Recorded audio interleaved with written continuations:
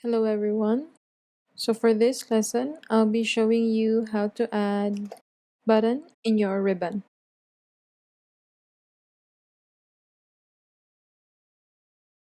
So let's say for example, magdadagdag tayo ng button dito sa home tab. So let's click on file and then options. Click on customize ribbon. These are the list of popular commands or buttons.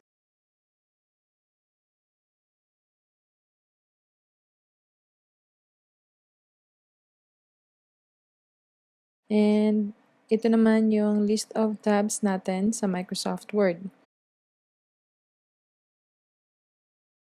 So let's say for example sa home tab, sa clipboard group, ito yung mga buttons, which is ito yan. So sa clipboard, ito, we have paste, cut, copy, format, which is the same here. So sa editing, ito naman, find and select, replace. Let's say for example, we wanted to add in our home tab,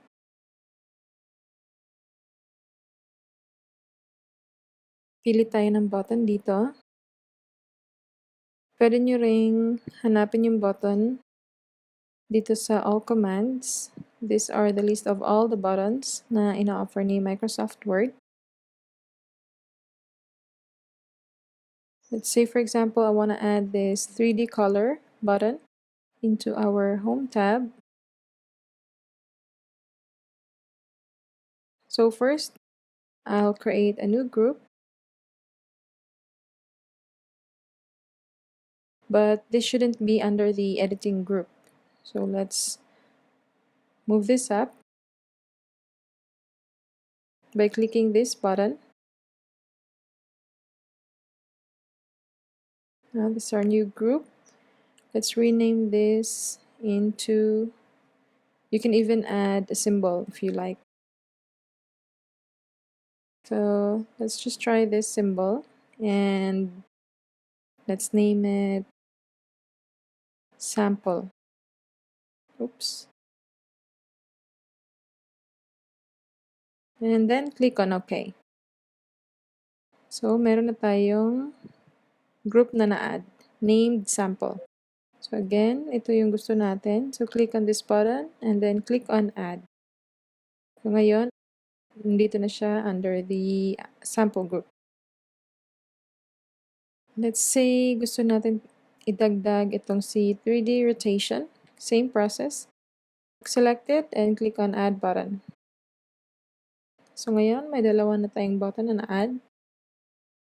Let's check kung anong itsura niya. So let's click on OK. So as you can see, andito na yung na-add natin na buttons. Since nasa unahan siya ng lahat ng list ng groups. So let's say gusto natin siyang ilipat dito sa dulo.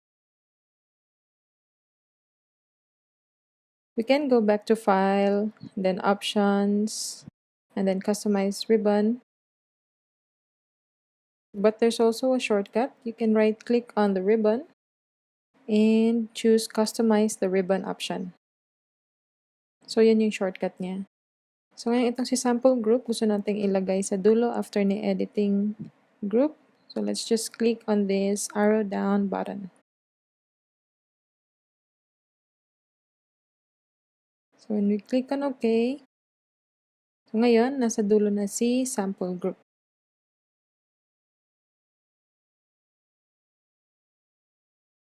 So you can still add some more buttons. Hanapin nyo lang yung buttons na gusto nyong idagdag.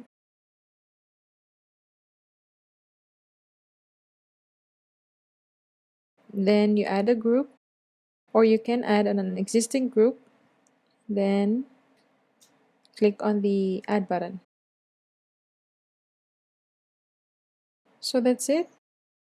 That's how simple it is to add or customize your ribbon in Microsoft Word.